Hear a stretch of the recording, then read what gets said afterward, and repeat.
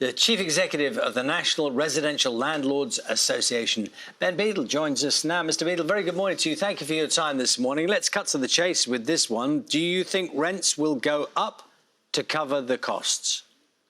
Well, if government doesn't come up with a proper package, then inevitably.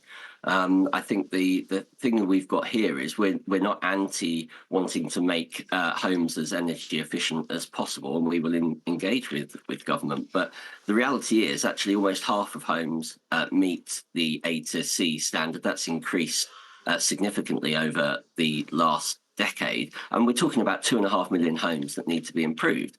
And so that's a significant scale. So if we were to meet the targets proposed today in just over 4 years is really unrealistic. So the sector needs 10 years if we're to achieve the ambitions set out in the consultation.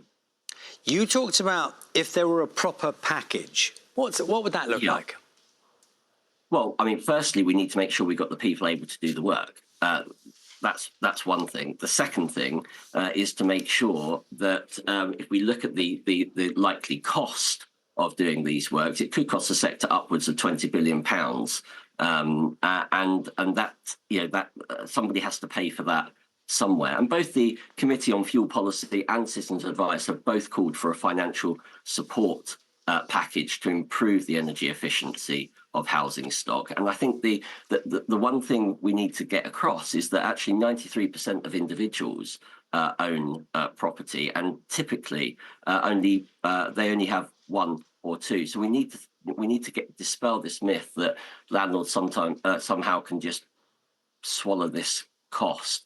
What we want to make sure is that there isn't a north-south divide on these things as well. There's a massive difference between a landlord with a home in Burnley, for example, where housing prices are 120 grand, and a landlord with a home in Kensington and Chelsea with just over £1 million.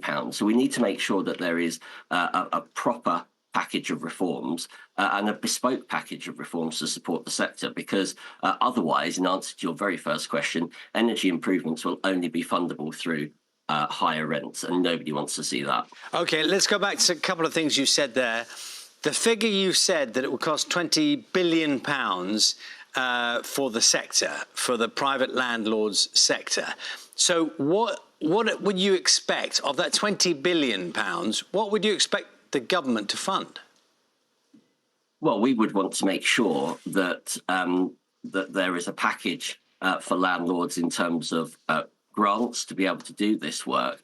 But specifically, what we would want to make sure is that that time frame to be able to do the work is extended, because actually what we're looking at here is less than 5 years under the proposals, and you've only got to look at figures by Kingfisher, who own Screwfix and B&Q, to say that we're actually facing a shortage of tradespeople as well. OK, so, Mr. Beadle, just only because we haven't got much time, and we are speaking to Ed Miliband, who is proposing these things a little later on this morning, and I just want to try and can you give me a figure? You were saying we would expect a number of grants. You've talked about a £20 billion cost. Well, can you give me a number as to what it is you'd expect the government in this case to put forward? Well, yeah, so firstly, what we want to see is that cap lowered. So we're talking about 15,000 maximum contribution.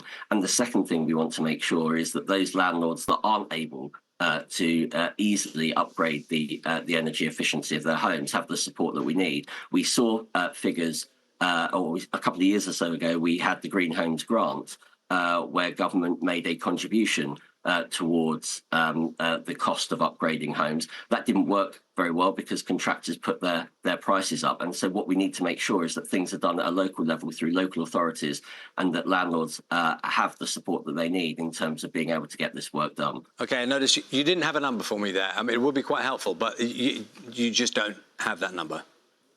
Well, we need to see what happens through the consultation. These are estimates at the moment. What we want to make sure is that we've got 21 people chasing every available home to rent. If we have a fewer pool of properties to be able to choose from, that's not going to help anybody. And there's a real risk, I think, with that example that I gave between the north and south divide, that this is going to be particularly problematic, particularly in the context of additional taxation for landlords and increased regulation. OK, but I really appreciate your time this morning. Ben Beadle, who's Chief Executive of the National Residential Landlords Association. Thank you very much.